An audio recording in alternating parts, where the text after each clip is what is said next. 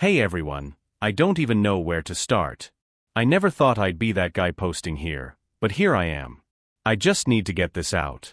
Maybe some of you have been through something similar. Maybe you can help me figure out if I'm crazy for how I feel. My name's Alan. I'm 34. Been married to my wife, Amy, for over a decade. We have 2 kids together. Both were born when we were still pretty young. High school sweethearts, you know the deal. I thought we were solid. I really did.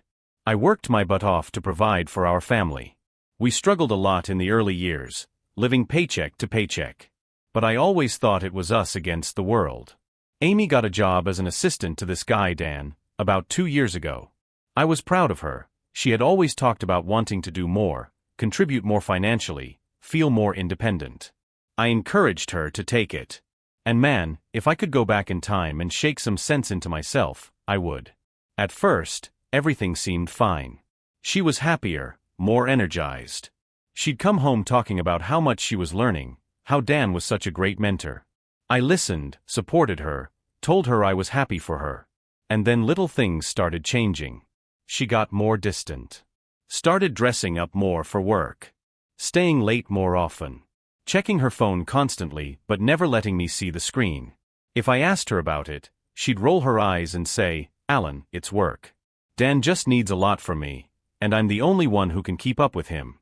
I trusted her. I really did. I told myself I was just being insecure. That she was working hard for our family, for our future. But deep down, something felt off. And then, about a year ago, I found out she had lied to me about a work trip. She told me she was going for a 2-day conference in another city. No big deal, right? I even helped her pack. Kissed her goodbye, told her to have fun, and took care of the kids while she was gone. But one night, I was scrolling on Facebook, and one of her coworkers posted a picture from the conference. A big group shot. Dan was there. Amy was there. And the caption? "Great first day. Can't wait for tomorrow." First day? But Amy had told me she was already on her way home. I stared at the screen, feeling my stomach drop. I texted her, "Hey, how's the trip?" She responded right away, "Just got in, so tired. Love you." But she wasn't home. She was still there. That was the first time I really knew something was going on. But I ignored it. I didn't want to believe it. I should have, after that night. I tried to push the feeling down. I told myself maybe there was a misunderstanding. Maybe she had to stay an extra night and just didn't want to worry me. But the more I thought about it, the more it didn't make sense. So the next morning, I called her. She picked up right away, sounding groggy. "Hey babe, I just woke up." "What's up?" I felt my chest tighten. "Woke up?" She told me she got home last night. "Oh," I said, trying to keep my voice normal. "Thought you were back already?" There was a pause. Then she laughed, but it sounded forced. "Oh my God, Alan. I meant I got in late. I was so exhausted I must have passed out in the guest room. Didn't want to wake you and the kids." I wanted to believe her. I really did. But something about the way she said it, it was too smooth, too rehearsed. And the way she added, "Didn't want to wake you and the kids," felt like she was trying to guilt me into dropping it. I didn't push. I just said, "Okay, see you when I get home." But from that moment on, I started watching her more closely. And that's when I noticed all the little things I had ignored before. She was always texting. If I walked into the room, she'd tilt her phone away or quickly lock it. If I asked who she was talking to, she'd sigh and say, "Just work stuff, Alan." But I never saw actual emails or work messages. It was always something on her personal phone. She started putting more effort into her appearance. Amy was always pretty, but now she was different. New clothes, new perfume, even started going to the gym, something she had never cared about before. She said she just wanted to feel good about herself, and I had no reason not to support that. But it felt off. Then came the weekend errands. She started making excuses to leave the house for long periods. Grocery runs that should have taken 30 minutes turned into 2-hour outings. When I asked why it took so long, she'd get defensive. "Do you want food in the house or not?" And maybe the biggest red flag? She stopped initiating anything with me. Before, we had a good relationship. Even after years of marriage and kids, we still had that spark. But suddenly, she was always tired. Always had a headache. Always had work to do. And when I tried to kiss her, she'd pull away just a little, just enough for me to notice. I didn't want to be that guy, the jealous, paranoid husband. But the doubt was eating me alive. Then one night, she left her phone on the couch when she went to take a shower. Normally, she took it everywhere, but I guess she forgot. My heart was pounding as I picked it up. I wasn't even sure what I was looking for. But before I could unlock it, a text popped up on the screen. It was from Dan. And it said, "Can't wait to see you Monday. Last night was amazing." I swear, my whole body went numb after that night. I tried to push the feeling down. I told myself maybe there was a misunderstanding. Maybe she had to stay an extra night and just didn't want to worry me. But the more I thought about it, the more it didn't make sense. So the next morning, I called her. She picked up right away, sounding groggy. "Hey babe, I just woke up." "What's up?" I felt my chest tighten. "Woke up?" She told me she got home last night. "Oh," I said, trying to keep my voice normal. "Thought you were back already?" There was a pause. Then she laughed, but it sounded forced. "Oh my God, Alan. I meant I got in late. I was so exhausted I must have passed out in the guest room. Didn't want to wake you and the kids." I wanted to believe her. I really did. But something about the way she said it, it was too smooth, too rehearsed. And the way she added, "didn't want to wake you and the kids," felt like she was trying to guilt me into dropping it. I didn't push. I just said, "Okay, see you when I get home." But from that moment on, I started watching her more closely. And that's when I noticed all the little things I had ignored before. She was always texting. If I walked into the room, she'd tilt her phone away or quickly lock it. If I asked who she was talking to, she'd sigh and say, "Just work stuff, Alan." But I never saw actual emails or work messages. It was always something on her personal phone. She started putting more effort into her appearance. Amy was always pretty, but now she was different. New clothes, new perfume, even started going to the gym, something she had never cared about before. She said she just wanted to feel good about herself, and I had no reason not to support that. But it felt off. Then came the weekend errands. She started making excuses to leave the house for long periods. Grocery runs that should have taken 30 minutes turned into 2-hour outings. When I asked why it took so long, she'd get defensive. "Do you want food in the house or not?" And maybe the biggest red flag? She stopped initiating anything with me. Before, we had a good relationship. Even after years of marriage and kids, we still had that spark. But suddenly, she was always tired. Always had a headache. Always had work to do. And when I tried to kiss her, she'd pull away just a little, just enough for me to notice. I didn't want to be that guy, the jealous, paranoid husband. But the doubt was eating me alive. Then one night, she left her phone on the couch when she went to take a shower. Normally, she took it everywhere, but I guess she forgot. My heart was pounding as I picked it up. I wasn't even sure what I was looking for. But before I could unlock it, a text popped up on the screen. It was from Dan. And it said, "Can't wait to see you Monday. Last night was amazing." I swear my whole body went numb. Amy stood there, completely frozen. I watched her brain working overtime, trying to figure out her next move. Then right on cue, she forced out a laugh. "Oh my God, Alan. Are you seriously spying on my messages now?" There it was. The deflection. Instead of answering, she went straight into making me the bad guy. I didn't let her derail me. I kept my voice even. "Answer the question. What was so amazing about last night?" She rolled her eyes, crossing her arms. "You're being ridiculous. We had a work dinner. That's it." He was probably just talking about the restaurant. I let that hang in the air for a second. Just stared at her. She shifted on her feet. "Seriously, Alan, you're overreacting." I stood up. I saw the texts, Amy. Her whole body went stiff. She tried to recover, shaking her head like she was so offended. "You went through my phone?" "You left it sitting right there," I said. "And I didn't need to go through anything." His message popped up on the screen. Her face twitched, just for a second. But she was quick. She let out a dramatic sigh and threw her hands up. "Okay, fine. Maybe I was a little flirty. Maybe I enjoyed the attention. But it's not what you think. I felt my jaw clench. Not what I think. So what am I supposed to think when I read you saying you couldn't wait to touch him? That one got her. She looked like she'd just been slapped. Then, instead of answering, she did something I didn't expect. She started crying. Not a single tear. Full-on sobbing. I didn't mean for this to happen, Alan, she choked out. I've just been so stressed. And I felt like, I don't know, like I lost myself. Dan made me feel seen again. But I swear, it was never serious. She was good, I'll give her that. Because for a split second, despite everything, I felt bad for her. But then I remembered those texts. Remembered how she knew I was catching on and still kept sneaking around. How long, Amy? I asked, cutting through her sobs.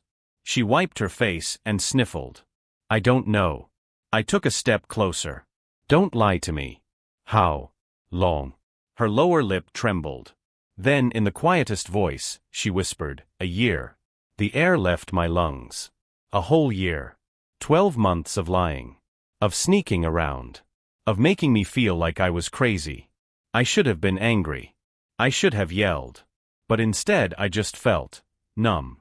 She reached for my hand. Alan, please. It didn't mean anything. I love you. I never stopped loving you. I pulled away. Yeah. I said, my voice hollow. Then why did you keep choosing him? She had no answer for that. Amy just stood there, staring at me with tears running down her face. She looked devastated, like I was the one breaking her heart. But I wasn't falling for it. Not this time. A year, Amy. My voice came out quieter than I expected, but she flinched like I had yelled. A whole year of sneaking around, lying to my face, and I'm supposed to believe it didn't mean anything? It was just a mistake that kept happening. I laughed. A cold, bitter laugh I didn't even recognize. A mistake. I repeated. Amy, forgetting to pay a bill is a mistake. Calling someone the wrong name is a mistake. Sleeping with your boss for a year? That's not a mistake. That's a choice. Over and over again. She shook her head, stepping closer. I was unhappy, Alan. I felt trapped. Like my whole life was just work and kids and bills. And she broke off, covering her face with her hands. Dan made me feel like I had something just for me. There it was. The truth. She liked the affair. It wasn't just about him, it was about how he made her feel. And what about me? I asked. You think I don't feel trapped sometimes? You think I don't get tired? But I didn't go out and cheat on you. She sobbed harder. I know. I'm so sorry. I was selfish, and I hate myself for it. I watched her for a second. She hated herself? That was funny, because for the past year, I was the one being made to feel like I wasn't good enough. Did you ever think about stopping? I asked. She nodded quickly, like that was some kind of victory. Yes. So many times. But every time I tried, Dan would, she cut off, realizing she was about to say too much. My stomach turned. Dan would what, Amy? She hesitated. Nothing. It was hard to say no. I took a slow breath. Did he pressure you? She hesitated again. That split second of doubt. Then she shook her head. No. It wasn't like that. I almost felt relieved, but then I realized what that meant. It meant she wanted it. I swallowed the lump in my throat. So where do we go from here? She blinked at me. What do you mean? I mean, what happens now? My voice was flat. Empty. She grabbed my hand. We fix this, Alan. We go to therapy. We talk. We don't throw away everything we built because of a stupid mistake. I stared at her. I had spent years putting our family first, working overtime, giving her everything I could. And the second things got hard for her, she ran straight into another man's arms. Fix this? I wasn't sure there was anything left to fix. Amy clung to my hand like her life depended on it. Her eyes were wide, desperate. Alan, please. We can get past this. I swear, it didn't mean anything. It was just. I yanked my hand away. Stop saying that. She flinched. It didn't mean anything? I repeated, shaking my head. So you risked our marriage, our family, everything we built for nothing? I don't know, she whispered. I don't know why I did it. I could feel my blood boiling. You don't know? You don't know? You carried this affair on for a whole year, Amy. A year. That's not a drunken mistake. That's not one bad decision. That's hundreds of choices. Hundreds of times you could have stopped. And you didn't. Her face crumpled, and she covered her mouth, but I wasn't done. You lied to me every single day. You made me feel like I was crazy for noticing things. You let me sit here, thinking I was paranoid while you were out with him. You made me the fool. She shook her head, tears streaming down her face. No. I never wanted to hurt you. But you did.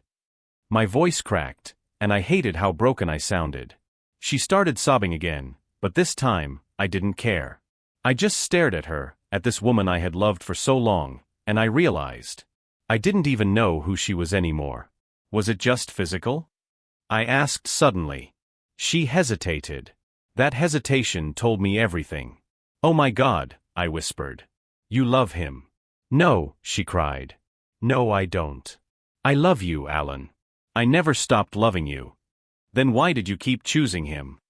I asked, my voice dead quiet. Her face twisted in agony.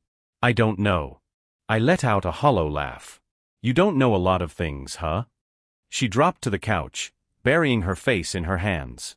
I just stood there staring at her, feeling like I was outside my own body. A part of me wanted to scream at her. A part of me wanted to leave the house and never come back. And then there was a small pathetic part of me that still wanted to believe her. Still wanted to believe that maybe, somehow, we could fix this. But then my phone buzzed. I pulled it out of my pocket, expecting maybe a spam notification or something. Instead, it was a text. From an unknown number. You deserve to know the truth about your wife. And attached to it, a picture of Amy and Dan. Together. In a hotel room, and my hands were shaking as I stared at the picture. Amy. Sitting on the edge of a hotel bed. Hair messy, makeup smudged, wearing nothing but a robe. Dan. Standing behind her. Shirt unbuttoned, his hand resting on her shoulder like she belonged to him. My stomach twisted so hard I thought I might be sick. I looked up at Amy. She was still sitting on the couch, face buried in her hands, sobbing. She had no idea. No idea that someone out there had just destroyed whatever little lie she had been trying to sell me. I gripped my phone so tightly my knuckles went white. Who sent this? How long had they been sitting on this? And why send it now? I didn't care. It didn't matter. The proof was right there in front of me. Amy. My voice was eerily calm. She sniffled and looked up at me, eyes red and swollen. What? I turned the phone toward her, letting her get a good long look at the picture. Her breath hitched. She froze. Then slowly, her whole face drained of color. Where did you get that? She whispered. That's what you're worried about? I asked, laughing bitterly. Not the fact that you got caught? Not the fact that you're little, it didn't mean anything. Speech just went up in flames. She opened her mouth, then closed it again. I watched as her mind raced, trying to come up with something, anything to get out of this. Alan, Shut up. My voice came out colder than I thought possible. She flinched. I stepped closer, gripping the phone in my hand. Tell me, Amy. How many times? She swallowed hard. I don't. How many times? I exploded, my voice echoing through the house. She jumped, tears spilling down her cheeks. I don't know, she sobbed. Too many to count. I felt like I had been punched in the gut. Too many to count. My wife. The woman I gave everything to. I took a slow, shuddering breath. Who sent this, Amy? Who else knows? She shook her head frantically. I don't know. I swear I don't know. I stared at her. For the first time in my life, I didn't feel love for the woman in front of me. Just nothing. I turned away, my hands balling into fists. I needed to get out of here. Now. Where are you going? She asked, panic creeping into her voice. I didn't answer. I just grabbed my keys and walked out the door. I didn't know where I was going. I just knew I couldn't be in that house with her anymore. I stood on the porch, gripping my phone so tight my knuckles turned white. My head was spinning. First, the the affair. Then the picture. And now this. Dan's wife wanted to meet. I should have been angry. Furious. But all I felt was exhaustion. Behind me, I could still hear Amy crying inside. But I couldn't bring myself to care. Not right now. I stared at the message again. There's more. If you want the full story, meet me tomorrow. More? How much more could there be? I took a deep breath, trying to calm my racing thoughts. Then, before I could second-guess myself, I typed back. Where and when? The reply came almost instantly. Cafe on 8th Street. 10 a.m. You deserve the truth. I shoved my phone in my pocket, my heart pounding. Deserve the truth. Like I hadn't just had my entire world ripped apart by the truth I already knew. I stood there for a long time, just breathing, staring out into the night. My whole life, the life I thought I had, was gone.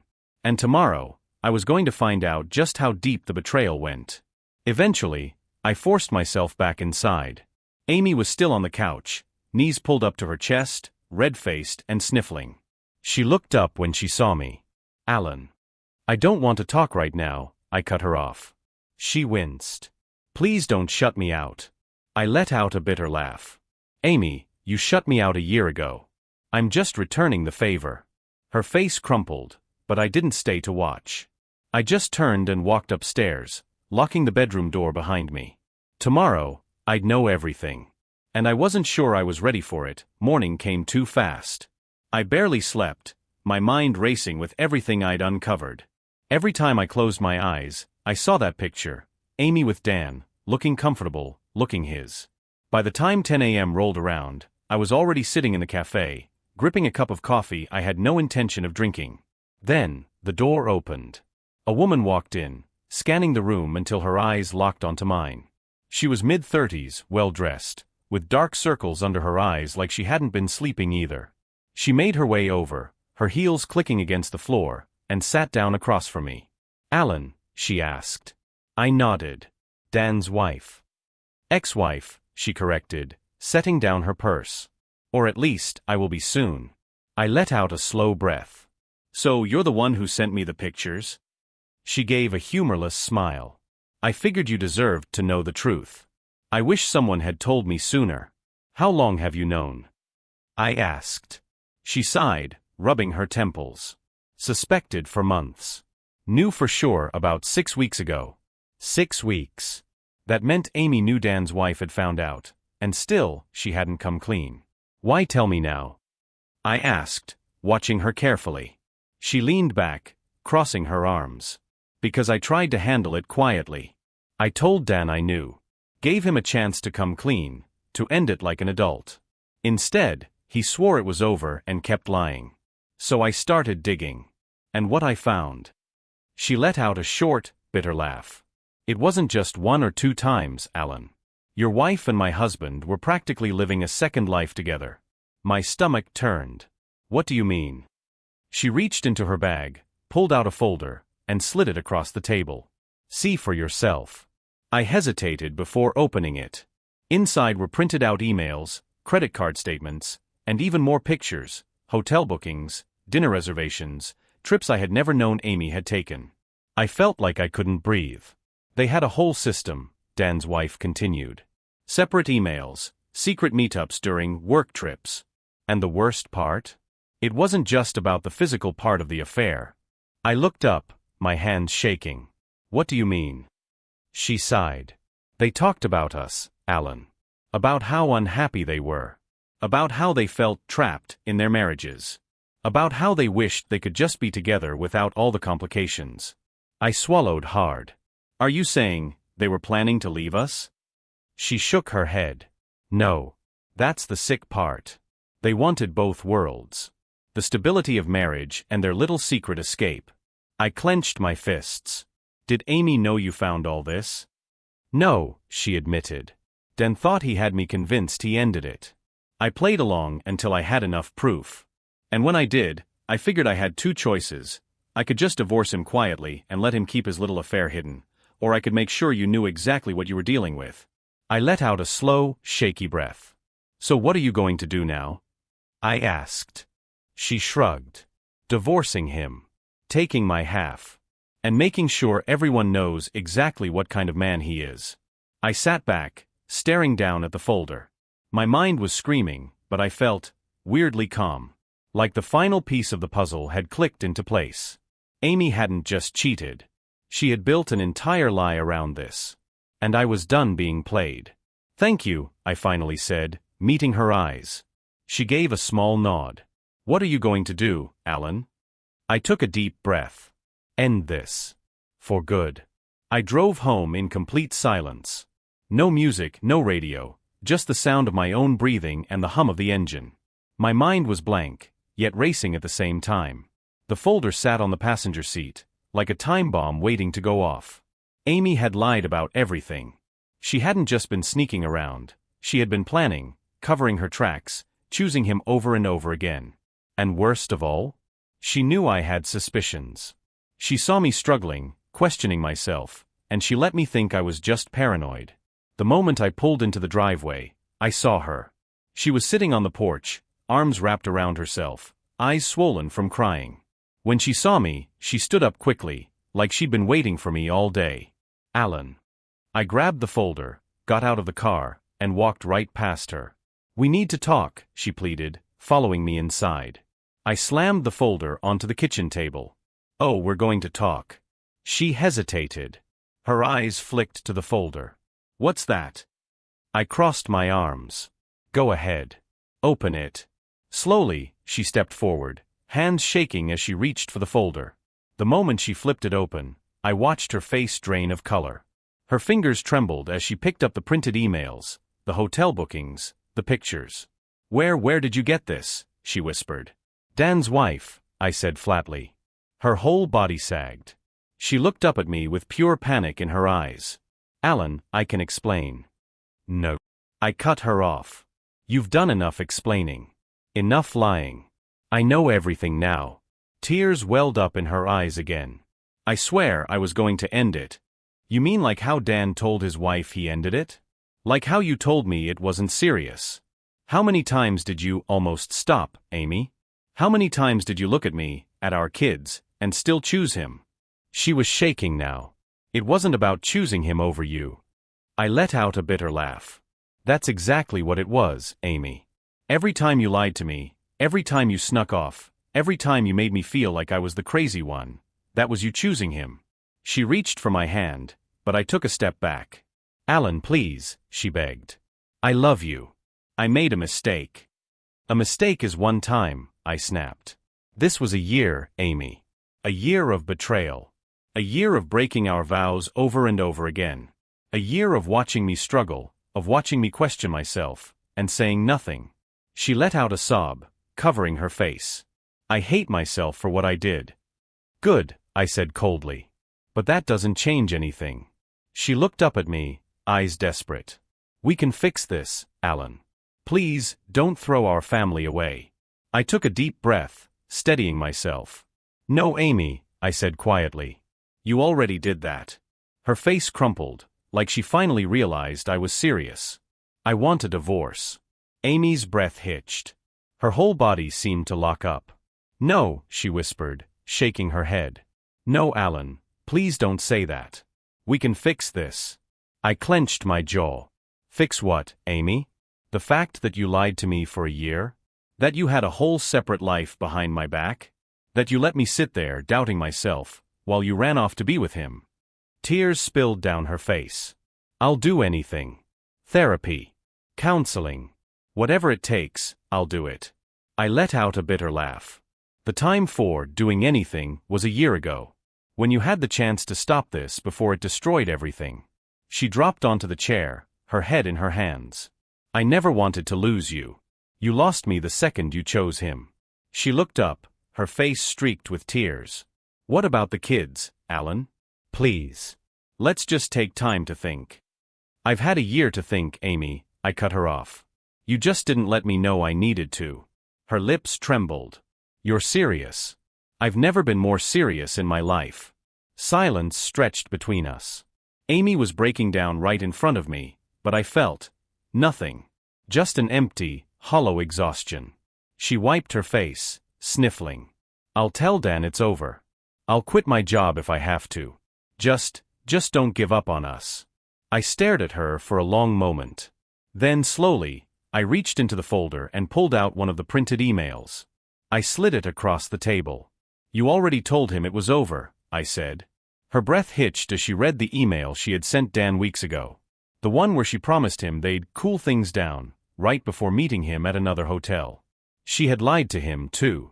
Amy let out a strangled sob. I don't even recognize myself anymore. Neither do I admitted. She covered her face again, rocking slightly, like the weight of everything had finally hit her. But for me? I had already grieved. Already been angry. Now, I was just done. I'll be staying at a hotel for a few days, I said, grabbing my jacket. I'll figure out the next steps after that. Amy shot up from the chair. Wait, where are you going? You can't just leave. Watch me.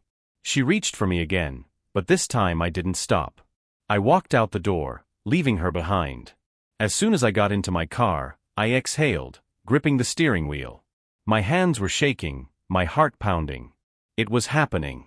There was no turning back now. I drove aimlessly for a while, not sure where to go.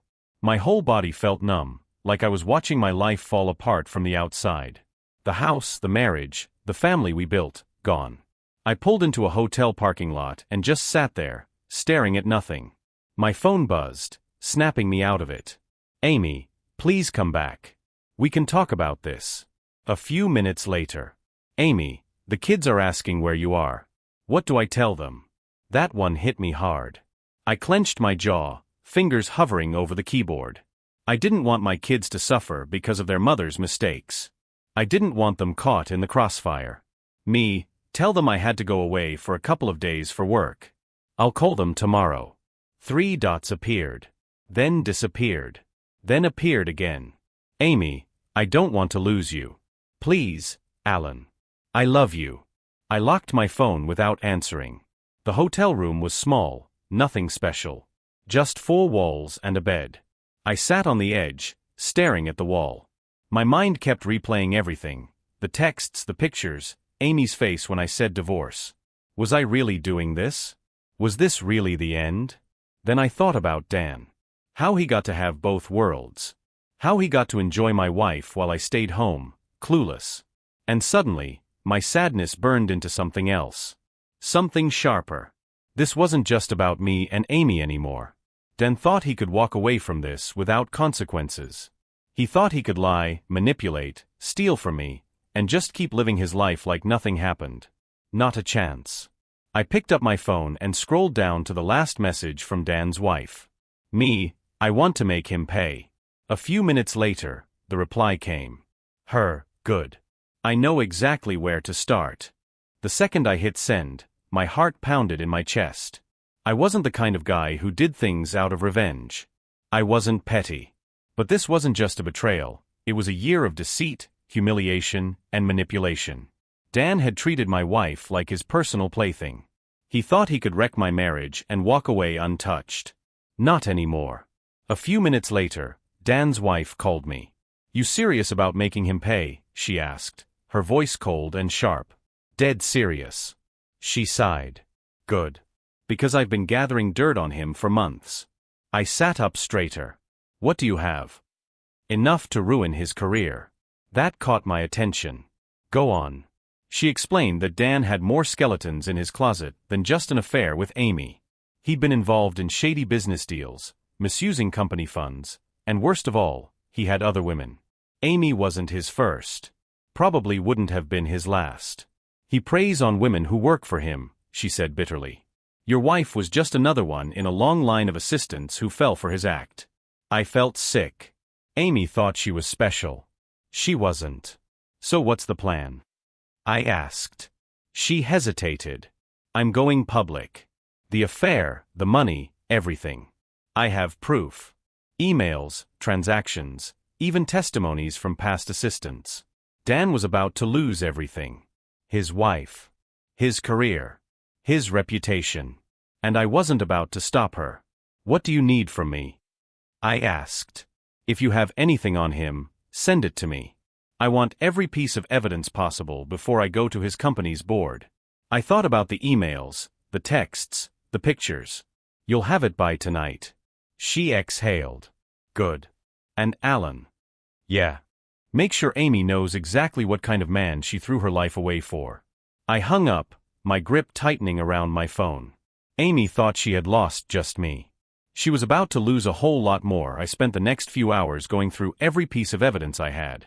Screenshots of Amy's texts with Dan. The hotel confirmations.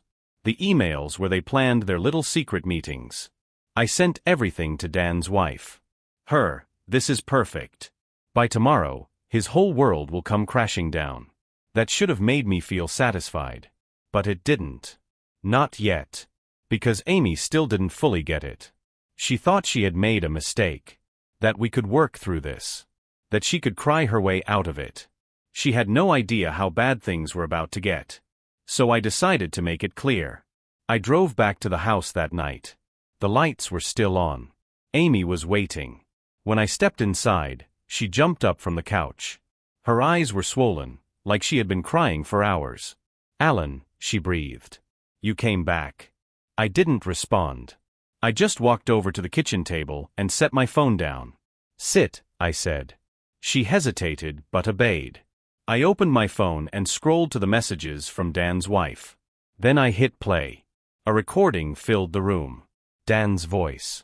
Amy was fun, but it was never serious. Amy sucked in a breath. I played the next one. I mean, yes, she got attached, but I knew she would. They always do. Her hands started shaking. And the last one. Alan? Please.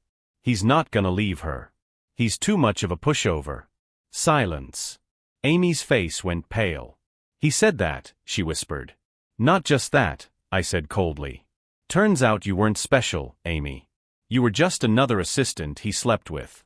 Another easy target. Her breath hitched. No, he cared about me. I laughed, but there was no humor in it. Wake up, Amy. He used you. Just like you used me.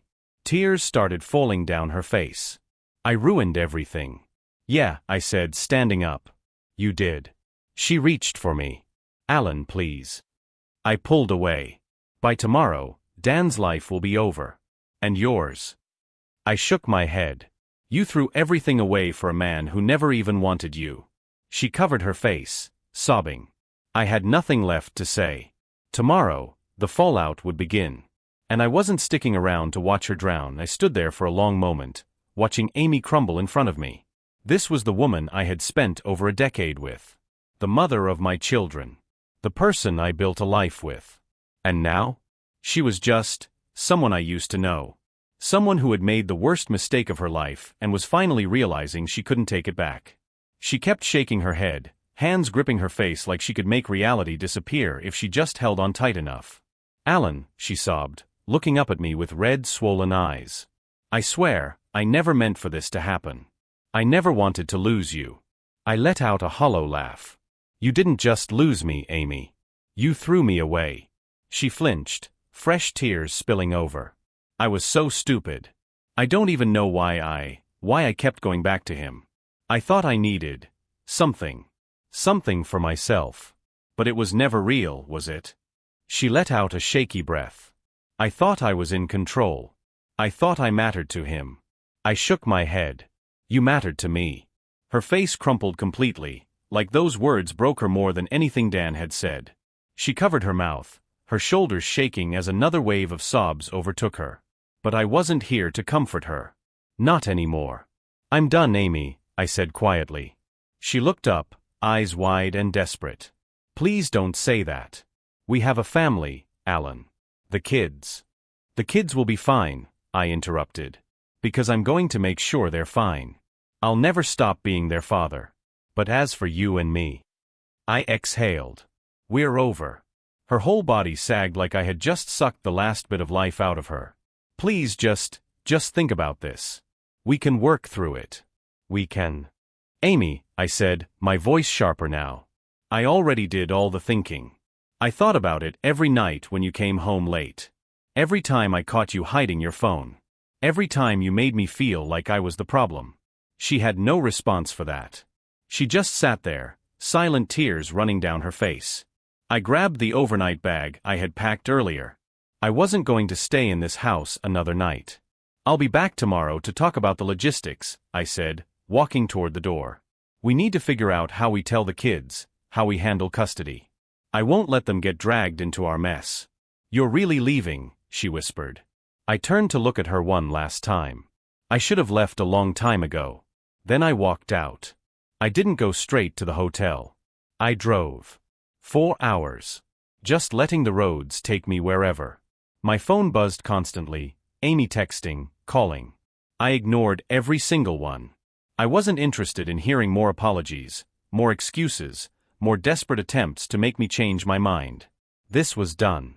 By the time I finally pulled into the hotel parking lot, my mind felt lighter than it had in weeks. Months, even. I checked in, threw my bag down on the bed, and just sat there. For the first time since all of this started, I was alone. No lies, no fake smiles, no pretending everything was fine. And it felt peaceful. The next morning, my phone lit up with a flood of messages from an unknown number. I didn't even have to check to know who it was from. Dan. I opened them anyway, just to see what kind of nonsense he was trying to pull. Dan, you're making a huge mistake, man. Dan, this is between me and Amy. You don't have to destroy my whole life over it. Dan, come on, Alan. We're both men. We both know how things get sometimes. It wasn't personal. I stared at my screen in disbelief. We both know how things get. This wasn't some drunken one-night stand. This wasn't a mistake. This was a year of betrayal. A year of watching me struggle and still choosing to lie to my face. Dan wasn't sorry. Dan was just scared. Good. I sent him one message back. Me, I hope it was worth it. Then I blocked his number. A few hours later, the storm hit. Dan's wife didn't hold back. She sent everything, the affair, the shady business deals, the misuse of company funds, to his entire office. Board members, colleagues, even his boss. By noon, Dan was trending in our city's business circles. By evening, he had been fired. I didn't care enough to find out what happened to him after that. But Amy? She called me that night, sobbing into the phone. Everyone at work knows. I had to resign, Alan. I lost everything. I didn't respond. Are you happy now? She cried. I took a slow breath. No, Amy. I'm just done. Then I hung up. The divorce process started a few weeks later. It wasn't easy. Amy begged, pleaded, tried to negotiate. But I stood my ground. I wasn't staying with a woman who had chosen another man over me for an entire year. We agreed on shared custody of the kids. That was the only thing I cared about. Everything else? She could figure out on her own. And Dan? Last I heard, his wife took him for everything. He lost his job, his reputation, his savings. He tried moving to another city to start over, but word followed him. No company wanted to hire him. Karma did its job. It's been months now. The divorce was finalized. Amy still texts me sometimes, apologizing, asking if we can ever be friends. I never respond. I've moved on. I see my kids regularly. I'm focusing on me for once. And you know what? For the first time in a long time, I'm actually happy.